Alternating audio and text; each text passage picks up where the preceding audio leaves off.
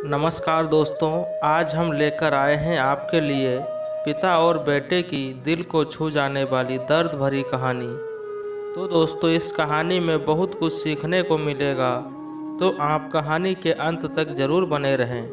दोस्तों, कहानी की शुरुआत होती है, एक पिता ने अपने बेटे की बहुत अच्छे से परवरिश की, उसे अच्छी तरह से पढ़ाया लिखाया और एक सफल इंसान बनाया। इसी के बल पर बेटा एक कंपनी में बड़ा अधिकारी बन गया। हजारों लोग उसके अधीन काम करने लगे।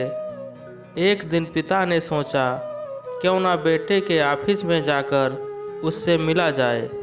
जब पिता उसके ऑफिस पहुंचे तो उन्होंने देखा कि बेटा एक शानदार ऑफिस में बैठा है और बहुत से लोग उसके अधीन काम कर रहे हैं।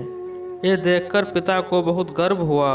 पिता उसके चैम्बर में गए और पीछे जाकर उसके कंधे पर हाथ रखकर खड़े हो गए। इसके बाद पिता ने अपने बेटे से पूछा, इस दुनिया का सबसे शक्तिशाली इंसान कौन है?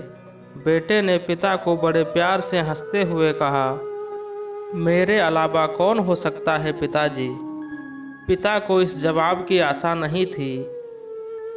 उन्हें बहुत विश्वास था कि उनका बेटा गर्व से कहेगा, पिताजी, इस दुनिया के सबसे शक्तिशाली इंसान आप हैं, जिन्होंने मुझे इतना योग्य बनाया।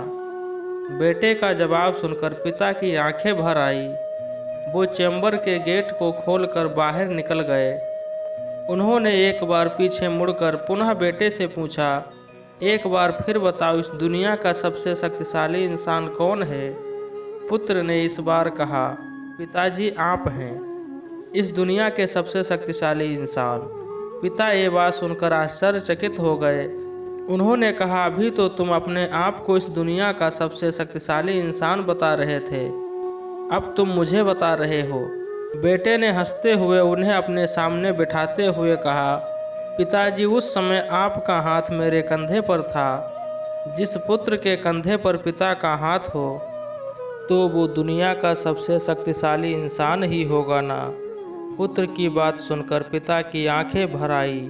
उन्होंने अपने पुत्र को कसकर अपने गले से लगा लिया।